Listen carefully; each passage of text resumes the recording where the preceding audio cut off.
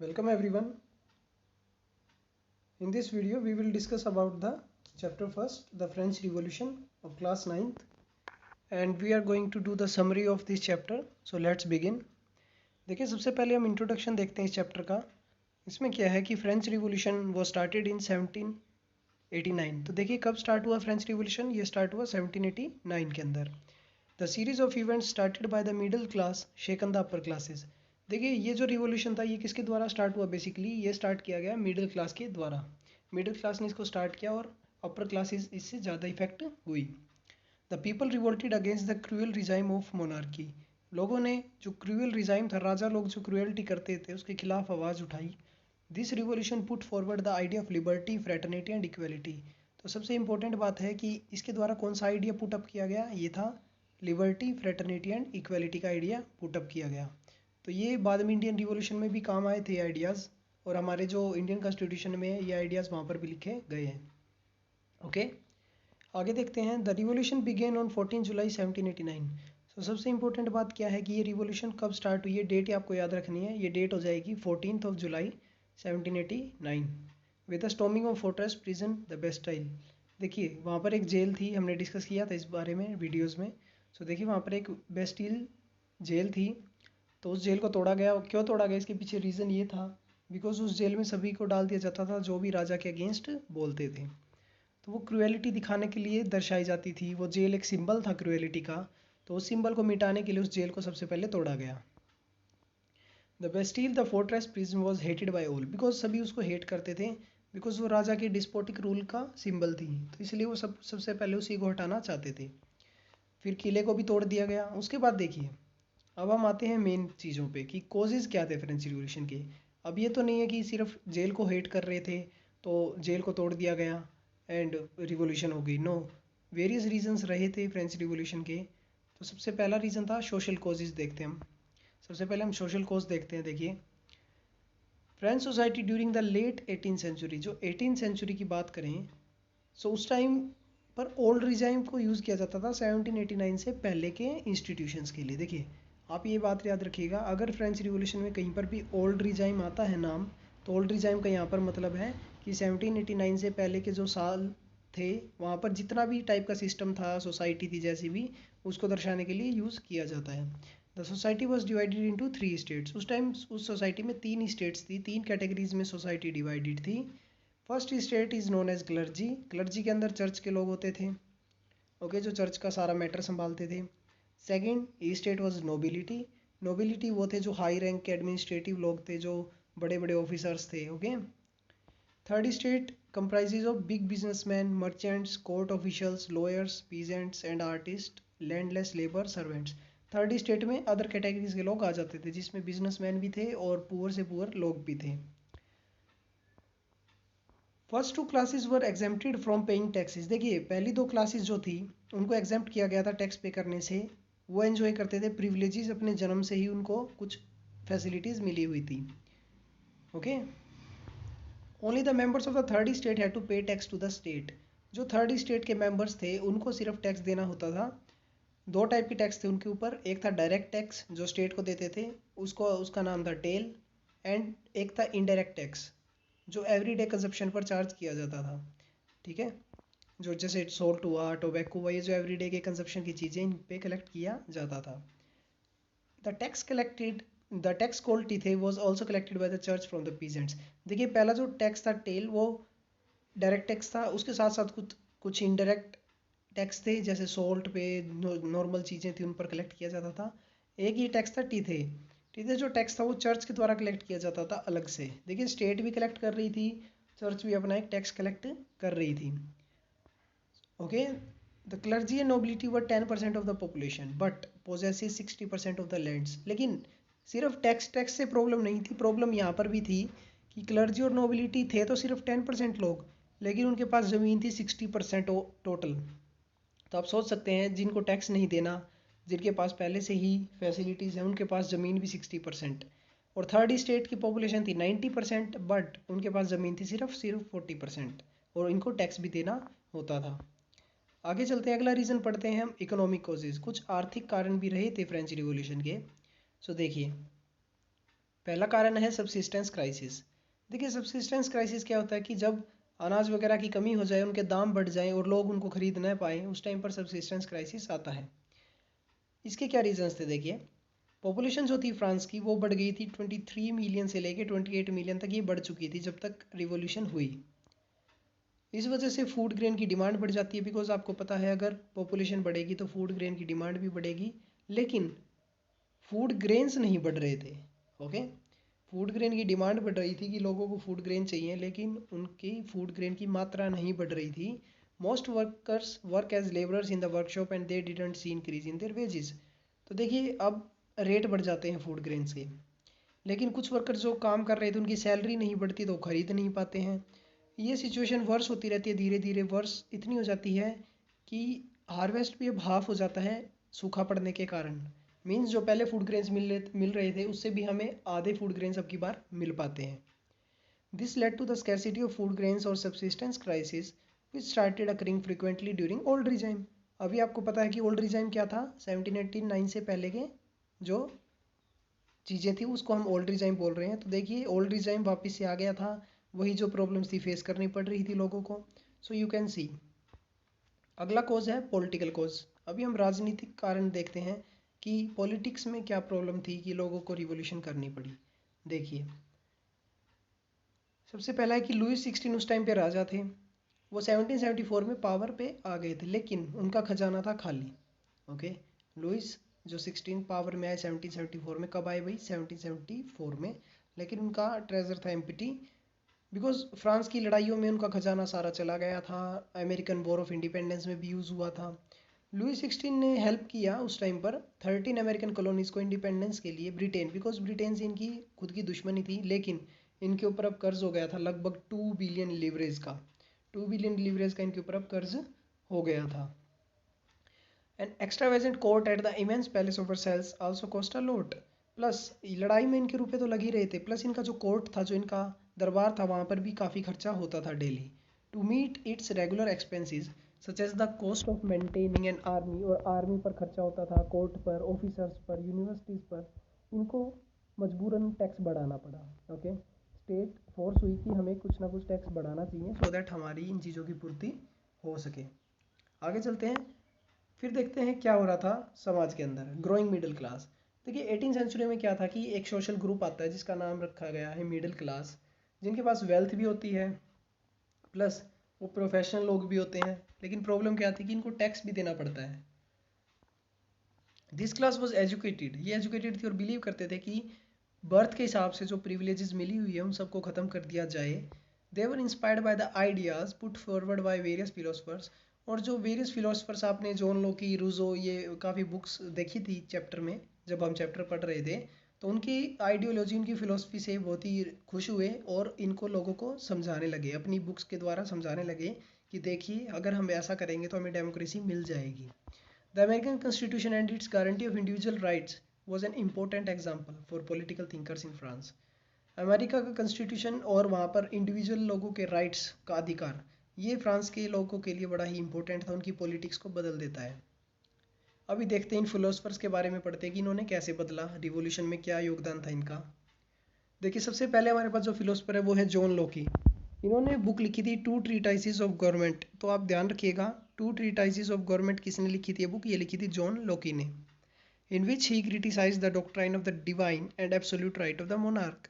इसके अंदर इन्होंने क्रिटिसाइज किया कि राजा जो अपनी मनमर्जी चलाता है, जो खुद के अधिकार उसने बना रखे हैं, वो सब गलत हैं, सभी को बराबर के अधिकार मिलने चाहिए। तो यहाँ से तो आइडिया लिया गया इंडिविजुअल राइट्स का।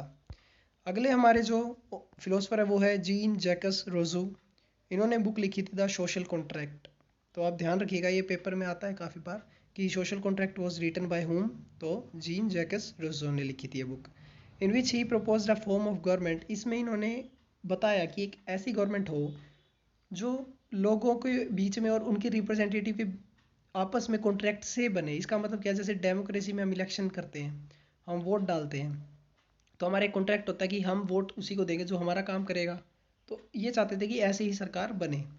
अगले हमारे फिलोसफर है वो है मोंटेस्क्यू।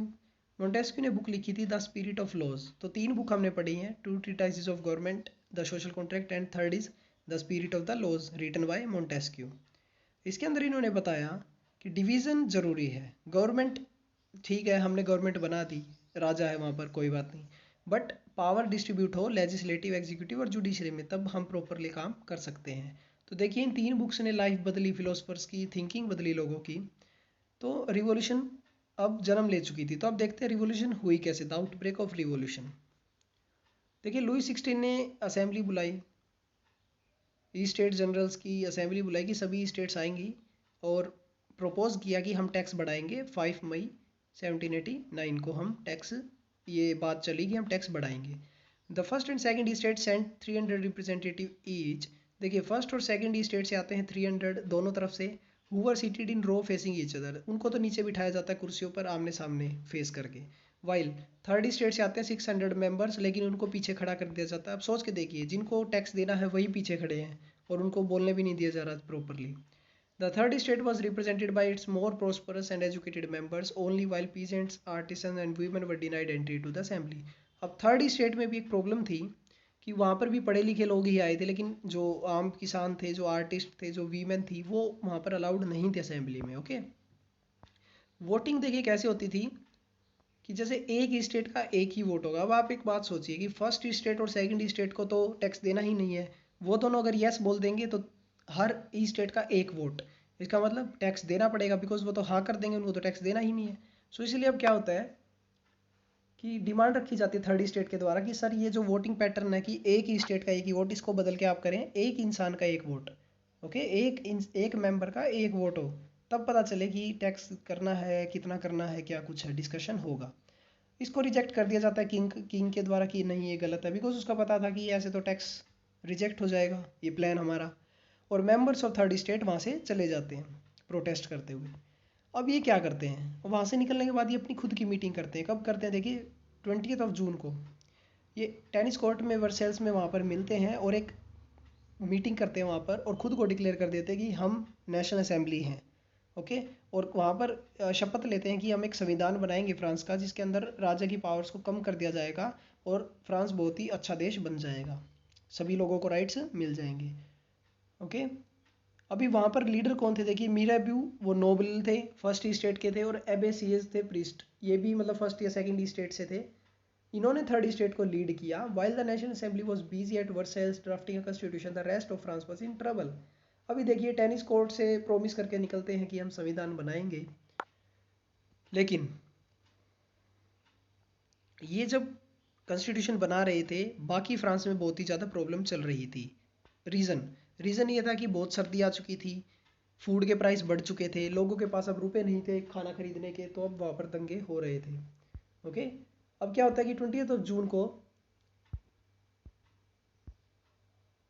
आगे देखिए, सर विंटर ने डिस्ट्रॉय कर दी थी फूड क्रॉप्स को और दाम बढ़ गए थे। आफ्टर स्पेंडिंग, बहुत लंबी लंबी लाइनों में खड़ा होना पड़ता था इस तंगी की वजह से। देखिए जो ये लंबी लाइन में खड़े होकर ब्रेड मिलती थी, इस वजह से वीमेन बहुत ही गुस्सा हो गई और उन्होंने शॉप्स को तोड़ना शुरू कर दिया। अब क्या होता है, अब इस दंगे को देखकर, इस प्रॉब्लम को देखकर राजा अपने ट्रूप्स को भेजता है कि देखिए प्रॉब्लम क्या है और क्या चल रहा है। इसी कारण लोगों को लगता है कि वो हमें मारने आ रहे हैं और वो बेस्टिल की जेल को तोड़ने चले जाते हैं 14 जुलाई को। अब आपको स्टोरी समझ में आ गई होगी आई थिंक कि 14 जुलाई को बेस्टिल की जेल को क्यों तोड़ा गया। रीज़न यही था कि 20 जून को जो ये ब्रेड बेकरी की लड़ाई चल रही थी, इनको लगा कि राजा ने जो सैनिक भेजे हमें मारने के लिए भेजे हैं, इनको डर लगा और इनको चाहिए थे हथियार, इसलिए इन्होंने जेल को तोड़ दिया। और र्यूमर स्प्रेड हो गए कि भाई क्रॉप्स को भी काट दिया जाएगा, आपकी जितनी क्रॉप्स हैं उन सभी को ख़त्म कर दिया जाएगा। इस फियर से अब पीजेंट लोग भी मिल गए, उन्होंने नोबल्स के घर तोड़ने शुरू कर दिए, बिकॉज उनको डर था कि हमारी फसल काट दी जाएगी, हमारे खेतों को छीन लिया जाएगा। तो इस वजह से देखिए अब एक ग्रुप बन जाता है रिवॉल्यूशन के लोगों का। अभी लुई 16 हार मान लेता है कि यस मैं हार मानता हूँ, और नेशनल असेंबली को एक्सेप्ट कर लेता है कि okay I recognise National Assembly जो टेनिस कोर्ट में बनी थी, और मैं उसके जो भी संविधान वो बनाएंगे मैं उसको एक्सेप्ट कर लूँगा। उसके बाद क्या होता है देखिए 4 अगस्त को 1789 France pass the law for abolishing feudal system of obligation and taxes. अभी 4 अगस्त को क्या करते हैं, सबसे पहले कि जो ये टैक्स का सिस्टम था इसको ख़त्म करते हैं। और उसके बाद देखिए आगे क्या होता है कि फ्रांस का कॉन्स्टिट्यूशन के बारे में पढ़ते हैं हम क्या था। सबसे पहला काम जो कॉन्स्टिट्यूशन ने किया वो दिया declaration of rights of man and citizen. Citizen को अधिकार दिए, उनके कुछ अधिकार होते हैं वो दिए। कैसे अधिकार? जैसे राइट टू लाइफ, जीने का अधिकार, फ्रीडम ऑफ स्पीच, बोलने का अधिकार, freedom of opinion, equality. Okay, birth से जो राइट्स मिल रहे हैं उनको हटा दिया गया। और स्टेट की ड्यूटी बना दी कि स्टेट मतलब यहाँ पे बेसिकली गवर्नमेंट की, कि हर एक सिटीजन के राइट्स को आप बचाएंगे, आपका अधिकार है, छीनेंगे नहीं उनसे। बहुत सारे सिंबल्स यूज़ किए गए उस टाइम पे, जैसे कुछ सिंबल्स का हम डिस्कशन करते हैं और हमने पिक्चर्स भी देखी थी जब हम चैप्टर कर रहे थे। देखिए पहला था ब्रोकन चेन। ब्रोकन चेन दिखाता था कि एक्ट ऑफ बिकम फ्री, कि हम फ्री हैं। बंडल ऑफ रोड्स दिखाता था कि unity lies, strength lies in unity, ठीक है, कि हम मिलकर चलेंगे तो ही हम पावरफुल होंगे। आई विद इन अ ट्रायंगल दिखाता था कि yes, knowledge spreading from all sides. Sceptre दिखाता था royal power. Snake biting its own tail, it is symbol of eternity. ये कुछ सिंबल्स हैं आपको याद करने हैं जो। ओके, सो उसके बाद देखिए अगला है हमारे पास ब्लू वाइट रेड। ये 3 कलर दिखाते थे फ्रांस के नेशनल कलर्स, ये फ्लैग में भी यूज़ किए गए थे बाद में। The winged women, winged women को यूज़ किया गया था पर्सोनिफिकेशन ऑफ द लॉ, कानून। जैसे कानून की मूर्ति होती है ना, वो जो वीमेन खड़ी होती है वहाँ पर तराजू लेके, तो विंग्ड वुमेन को यहाँ पर यूज़ किया गया अलग से। द लॉ टैबलेट, ये था कि सभी कानून सबके लिए बराबर हैं और सभी उनको इक्वल रिस्पेक्ट देंगे। तो ये तो था संविधान। लेकिन अभी क्या होता है? France abolishes monarchy and becomes a republic. लेकिन राजा इतनी प्रॉब्लम क्रिएट कर देता है कि राजा को अब हटाना ही पड़ जाता है और रिपब्लिक बन जाता है देश। रिपब्लिक मतलब लोग चूज करेंगे अपने लीडर को। देखिए सबसे पहले लुई 16 ने साइन कर दिया कॉन्स्टिट्यूशन सबसे पहले तो, लेकिन प्रूशिया के राजा के साथ अपने उसने सीक्रेट एग्रीमेंट साइन कर लिया कि यस, हम मिलकर इस नेशनल असेंबली को हटा देंगे। ओके, अदर जो नेबरिंग कंट्रीज थे वो इन चीज़ों से डरे हुए थे, बिकॉज नेशनल असेंबली ने वोटिंग की। वोटिंग में क्या हो डिसाइड हुआ कि हम प्रूशिया के खिलाफ लड़ाई कर रहे हैं। लेकिन आप सोच के देखिए, जिस देश का राजा ही प्रूशिया का दोस्त हो और उस देश के लोग कहें कि हम प्रूशिया से युद्ध लड़ेंगे, ऐसा हो सकता है? बिल्कुल नहीं। तो इसीलिए राजा को हटाना पड़ा। बहुत सारे लोगों ने आर्मी ज्वाइन की। ओके, और लास्ट में क्या होता है, मर्सेल्स जो आज के टाइम पे फ्रांस का नेशनल एंथम है वो गाया गया उस टाइम पर। ओके, एंड बहुत सारी डिफिकल्टी आई लोगों को प्रूशिया के साथ ये लड़ाई हुई जब कॉन्स्टिट्यूशन ऑफ 1791, जो 1791 का संविधान था, वो सिर्फ अमीर लोगों को राइट्स दे रहा था उस टाइम पर। ये बात ध्यान रखिएगा, वो सिर्फ अमीर लोगों को राइट्स दे रहा था। सो अभी पॉलिटिकल क्लब्स बनाए गए इसके लिए कि भाई अधिकार सिर्फ अमीर लोगों को ही क्यों, हमें गरीब को क्यों नहीं। ओके, उनमें से सबसे फेमस क्लब था जैकोबिन क्लब, जो आपने नाम सुना होगा। बहुत सारे क्लब्स थे, हजारों लाखों क्लब्स थे, उनमें सबसे फेमस था जैकोबिन क्लब। अभी 1792 में जो लड़ाई चली उसमें राजा को हटा दिया गया कि जाइए आप, आपकी ज़रूरत नहीं है हमें। अब जैकोबिन क्लब पावर ले लेता है वहाँ पर बेसिकली। ओके, जैकोबिन सबसे पहले क्या करते हैं, कैसे पावर लेते हैं, पढ़ेंगे। जैकोबिन सबसे पहले गुस्से में आ जाते हैं कि हमारे पास खाना नहीं आ रहा टाइम पर। ओके, जो खाना है उसका दाम ज़्यादा है। 1792 की ये बात है। अगस्त 10 को क्या होता है, वो ट्यूलेरिस के पैलेस को तोड़ देते हैं, किंग के गार्ड्स को मार देते हैं और किंग को होस्टेज बना लेते हैं, मतलब बंदी बना लेते हैं कि हमारी ये डिमांड से पूरी कीजिए तभी हम राजा को छोड़ेंगे। ओके, लेटर क्या होता है कि असेंबली भी वोट डाल देते हैं कि जो हमारे राजा का परिवार है उसको हम जेल में डाल देते हैं, इलेक्शन करवाएंगे, अब हम हमारा लीडर खुद चूज करेंगे। लेकिन इलेक्शन में वोट कौन डाल सकता है? वोट वही डाल सकता है जो 21 ईयर्स का हो। Okay, regardless of wealth. अब अमीरी नहीं देखी जाती थी पहले, जो 1791 में संविधान था उसमें रिच देखा जाता था कि कौन अमीर है। अब क्या किया गया कि वोट वही डाल सकता है जो 21 से ऊपर हो, लेकिन इसमें वेल्थ नहीं देखी जाती थी। वीमेंस को वोट का अधिकार अभी भी नहीं मिला था। अब जो नई असेंबली बनी वोट डलने के बाद, देखिए अब वोट हुआ 1792 में दोबारा, उस वोट डलने के बाद एक नई असेंबली बनती है, इलेक्टेड बनती है, लेकिन वो के पहली थी अनइलेक्टेड, अब ये बन गई इलेक्टेड। इसका नाम रखा गया द कन्वेंशन। क्या रखा गया भाई? The convention. अभी क्या होता है देखिए, 21 सितंबर 1792 में सबसे पहला काम क्या होता है, राजा को जो पकड़ लिया गया था, बंदी बना लिया गया था, सबसे पहले राजा को हटा देते हैं और फ्रांस को रिपब्लिक डिक्लेयर कर देते हैं कि फ्रांस आज से क्या है, रिपब्लिक। अब राज शुरू हो गया था बेसिकली जैकोबिन क्लब का। ओके, जैकोबिन क्लब का यहाँ पर राज शुरू हो गया था। अभी रेन ऑफ टेरर देखते हैं। 1793 से 1794 में बहुत ही टेरर का माहौल रहा। रॉबर्टस्पियर जो जैकोबिन क्लब का लीडर था वो एग्जीक्यूट करता रहा लोगों को जो उसके खिलाफ बोलते, उनको गिलोटिन, उनके गले कटवा देता, बेसिकली उनको फांसी की सज़ा दे देता। और रॉबर्टस्पियर ने ऐसे ऐसे कानून पास किए कि मैक्सिमम सीलिंग्स लगा दी गई, बिल्कुल रोक लगा दी गई वेजेस और प्राइसेस पर, कि भाई मीट और ब्रेड के प्राइसेस ऐसे उचित कर दिए गए। ऐसी बात नहीं है कि उसने सिर्फ लोगों को मरवाया ही, काम भी किए। Peasants were force to transport the grains to cities and sell it at fix price. लेकिन कुछ प्रॉब्लम्स थी क्या कि किसान अपनी जो जितनी भी खेती है उसको फिक्स प्राइस पर ही बेच सकता है। ओके, महंगे आटे को बेचना बिल्कुल बंद था, सिंपल सबके लिए बराबर वीट जाएगा, ये बातें हुई। इंस्टेड ऑफ अब मॉन्जर सर और मैडम नहीं बोल के सभी को सिटी ऑन सिटीजन्स बोला जाएगा। ओके, पहले सर या मैडम बोलते थे लोग जो गरीब लोग थे, अब सबको सिटीजन्स बोला जाएगा। चर्चिज़ को बंद कर दिया गया और जो बिल्डिंग्स थी ऑफिस, उनको ऑफिस बना दिया गया बेसिकली, जो अमीर लोगों की बिल्डिंग्स थी। रॉबर्टस्पियर ने अपनी पॉलिसी को इतना क्रूएलिटी से लगाया कि लोगों ने कहा कि प्लीज़ थोड़ा सा इसको ठीक कर दीजिए, मॉडरेट कर दीजिए। लेकिन 1794 में क्या होता है, वो कम नहीं करता लेकिन उसको अरेस्ट कर लिया जाता है और अगले दिन उसको गिलोटिन कर दिया जाता है, उसको मार दिया जाता है। गिलोटिन देखिए क्या है, यहाँ पर क्वेश्चन लिखा था हमने। गिलोटिन एक ऐसा डिवाइस होता है जिससे बेसिकली सिर काट दिया जाता है, बीहेड कर दिया जाता है। इसको डिस्कवर किया गया था डॉक्टर गिलोटिन, इसके नाम से ही इनको रखा गया है। अभी देखिए रॉबर्टस्पियर के मरने के बाद अब कौन राज करता है। अभी सभी लोगों को लगता है कि यार अब तो एक राजा राज कर रहा था तब भी दुखी थे हम, और जब जैकोबिन क्लब का एक लीडर राज कर रहा था तब भी प्रॉब्लम है। तो इसलिए अब हम एक इंसान को राज ना करवा के अब हम 4-5 मिलकर राज करते हैं, बेसिकली सरकार चलाते हैं। तो एक डायरेक्टरी बनाई जाती है, नया संविधान बनता है। ओके, उस नए संविधान में 2 इलेक्टेड लेजिस्लेटिव काउंसिल बनाई जाती है जिसका नाम होता है एक डायरेक्टरी और एग्जीक्यूटिव।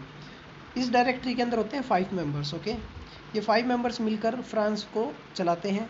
लेकिन प्रॉब्लम कहाँ आती है, ये 5 मेंबर्स जब अलग अलग बोलते हैं तो इनकी लड़ाई हो जाती है आपस में। ये पॉलिटिकल इंस्टेबिलिटी क्रिएट करती है कि यस फ्रांस में एक प्रॉब्लम चल रही है। इस वजह से नेपोलियन बोनापार्ट का रोल वहाँ पर आ जाता है।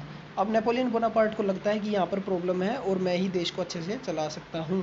ओके, ये बात है 1794 की। अब देखते हैं हम वीमेंस के बारे में। वीमेन की रिवॉल्यूशन क्या थी। वीमेन ने भी बहुत एक्टिव पार्टिसिपेट किया रिवॉल्यूशन के अंदर, बिकॉज उनको लगता था कि उनकी लाइफ भी बहुत ही तंग है वो, और अगर हम रिवॉल्यूशन में पार्टिसिपेट करेंगे तो हमें कुछ ना कुछ बेनिफिट ही होगा। बिकॉज उनके पास एक्सेस नहीं था एजुकेशन का, जॉब की ट्रेनिंग नहीं थी। वो चाहते थे कि हमें भी कुछ ना कुछ ऐसा मिले सो दैट हम कुछ ना कुछ काम कर सके। ओके, अब कुछ क्लब्स बनाए गए, उनमें से 2 फेमस क्लब थे वीमेन के, the society of revolutionary and Republican women. ये 2 फेमस क्लब्स थे। ओके, और वीमेंस दुखी क्यों थे, ये दुखी इसलिए थे बिकॉज जो पहला संविधान था 1791 का, उसके अंदर सिर्फ पैसिव सिटीजन्स को वोटिंग का अधिकार था, मतलब जो अमीर लोग थे, वीमेंस को तो वैसे भी नहीं था। ओके, और उसके बाद देख सकते हैं आप स्कूल्स वगैरह में भी इनकी रिवोल्यूशन की वजह से एक बेनिफिट हुआ कि अब गर्ल्स को अलाउड कर दिया गया स्कूल वगैरह में अटेंड करना। ओके, और अब उनके फादर उनकी मर्जी के बिना शादी नहीं कर सकते थे उनकी। सेकंड, डाइवोर्स को लीगल कर दिया गया कि भाई बोथ मैन और वीमेन के लिए अप्लाई हो सकता है, ये उनको बेनिफिट्स हुए। स्लेवरी कैसे अबॉलिश की गई है देखते हैं। देखिए, आपको सभी को पता है कैरेबियन सी से लोगों को लाया जाता था यूरोप में काम करने के लिए, अमेरिका में कॉफ़ी शुगर के प्लांट्स पे काम करने के लिए। फ्रेंच मर्चेंट्स थे, वो अफ्रीका जाते और वहाँ से स्लेव्स को उठाते थे। ओके, और 3 महीने के लंबे वॉयज अटलांटिक से कैरेबियन तक उनको ले जाया जाता था। प्लांटेशन और उसको उनको बेच दिया जाता था कि लीजिए आप खरीद लीजिए इनको और आप इनसे काम करवाइए। तो ये एबोलिशन धीरे धीरे ख़त्म कर दिया गया था कि it is very legal to buy slaves. अब देखते हैं हम रिवॉल्यूशन और नॉर्मल लाइफ, जो लोगों की लाइफ थी। देखिए, हम सबसे पहले अभी 1789 के बारे में पढ़ रहे हैं, नेपोलियन के बारे में हम आगे पढ़ेंगे। पहले देखिए, बेस्टील को जब तोड़ा गया, सेंसरशिप इस टाइम हट चुकी थी, राइट्स मिल चुके थे लोगों को। अब न्यूज़पेपर वगैरह पढ़ना शुरू कर दिया था लोगों ने, डिस्क्राइब करना शुरू कर दिया था कि हम क्या चाहते हैं और क्या नहीं। सॉन्ग्स वगैरह लिखने शुरू हो गए थे, आपस में प्रेज होती थी लीडर्स की। ओके, ये बातें थी नॉर्मल। अभी आते हैं नेपोलियन बोनापार्ट पे कि नेपोलियन बोनापार्ट ने 1794 में कैसे बेनिफिट उठाया डायरेक्टरी के रूल का। देखिए, डायरेक्टरी आपस में लड़ती थी कि ये ऐसे करना है, बिकॉज वो 5 लोग थे और 5 के आपस में डिसीजन मेकिंग में लड़ाई हो जाती थी।